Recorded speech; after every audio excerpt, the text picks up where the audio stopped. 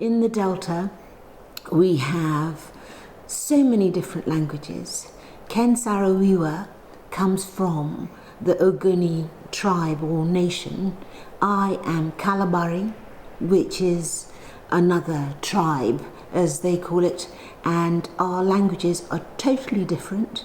It would be like English and Chinese. So our common language is English. So the language of the colonizer, in the case of the British Empire, is English. But a particular kind of English, we're talking about received pronunciation.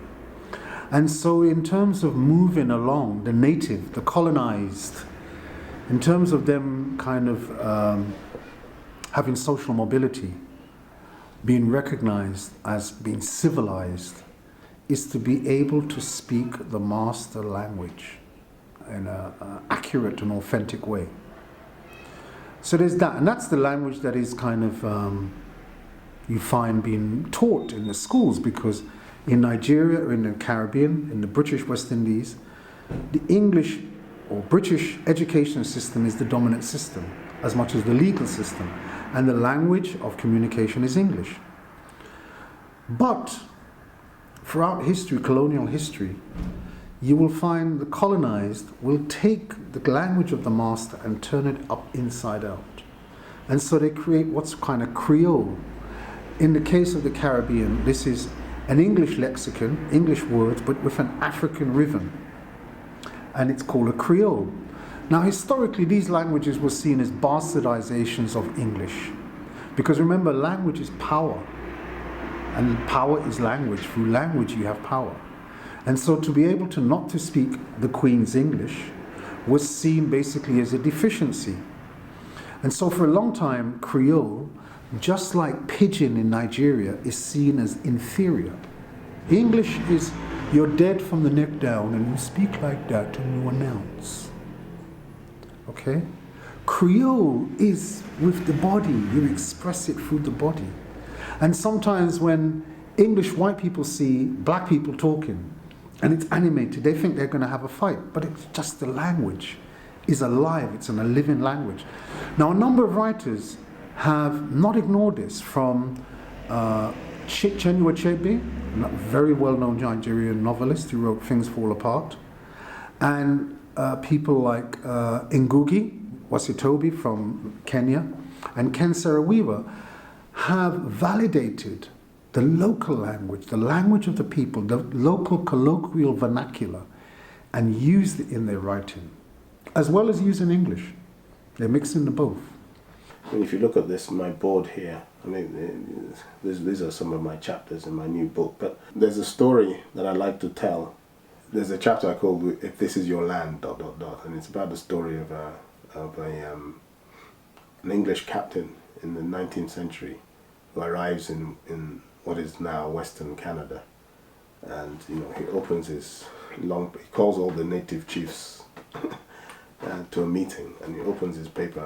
He's surrounded by his soldiers, and he opens his paper and he says, "By this proclamation, I now pronounce you all subjects of Queen Victoria." And so the chiefs look at him and say, "What is this? What is this white man talking about?" And so they come together and they now send their spokesperson to respond to the captain. And he just simply says, "Well, if this is your land, where are your stories?" And for me, that encapsulates the 21st century dilemma for a lot of communities, is that we have to start telling our own stories. We have to start creating our own truths. We have to start negotiating from a position of, the information, the facts. We've been to various court cases. I've been involved in a court case in New York where we would have lost because we couldn't establish enough facts to convince a jury in New York of the rights of our case, the merits of our case. And what that taught me is that, what my father was doing was that basically he was taking a history that was very much to a certain extent oral. We have written history. Our stories are not just written down in a book.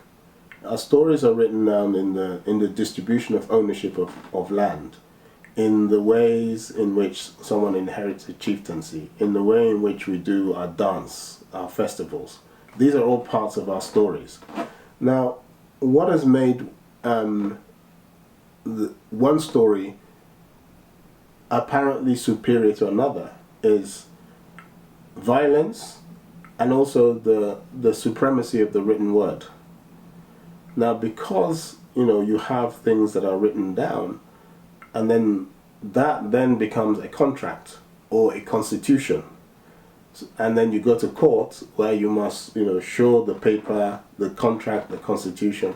So the written word now becomes the primary agent of storytelling and proving that your story is the truth.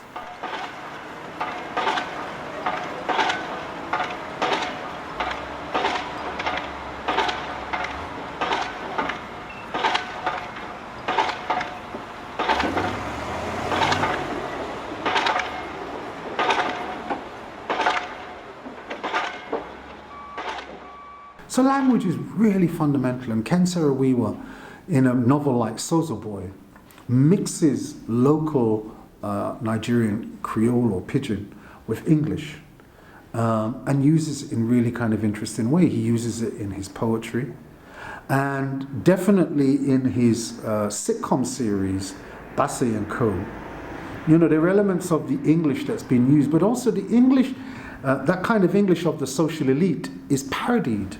What he's doing, in a way, is kind of using English, a kind of heightened received pronunciation English, to parody the middle classes in Nigerian society.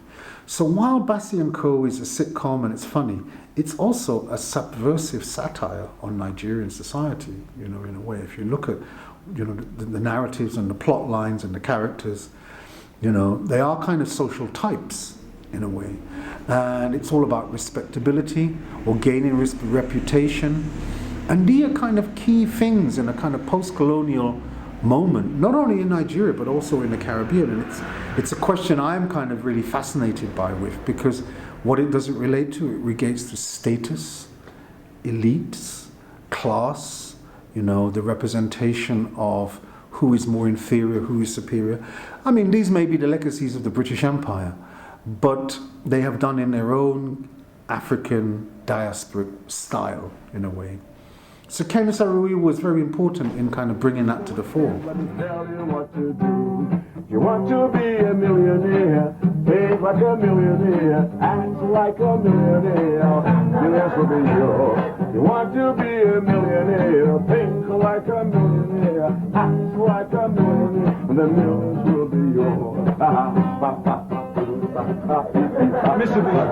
Mr. B, I'm hungry.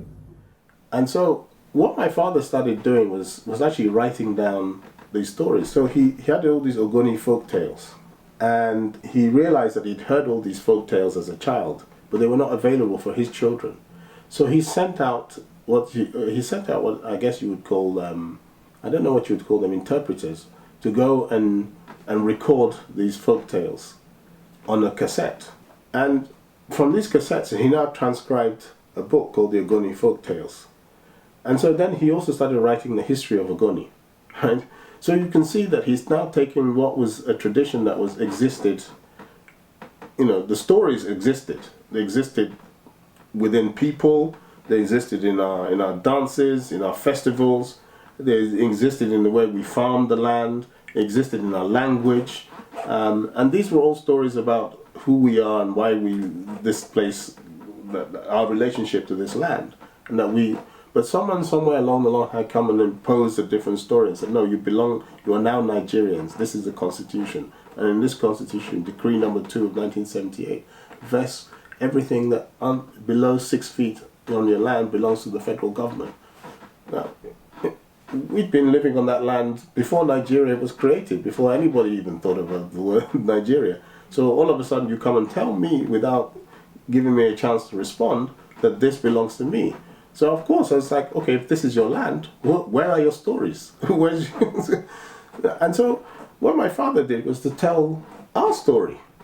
And that story contradicted the meta-narrative that was being imposed on us.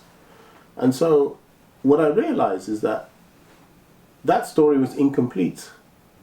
Right? He was killed before he was able to, bring everything in, and so that story is now being told by artists, by musicians. So his story, his death, has become part of that our larger story, and so musicians, artists, writers, lawyers are beginning to tell another story. I think one of the key things about the story of doing the work on Ken Saro-Wiwa and the exhibition Doing Nothing is Not an Option is about the ongoing process of decolonization. This is really vital, particularly in a post-colonial world, because people might think by saying post-colonial that colonialism is over. It isn't. We have a neo-colonial situation, and this is ever present in a globalized world, we think because somehow we've got phones and we can connect on the internet so immediately that somehow there's a leveling socially. There isn't. The power relations still exist. Race and issues of injustice and inequality still exist. And so the issues coming into the 21st century will be about energy production, how it's sourced, who is excluded and included. Water is going to be a vital resource, as much as access to energy. These are going to be the key questions in the next century. And part of that is empowering local people to be aware of the post-colonial situation they're in, challenging colonialism, and decolonizing our minds.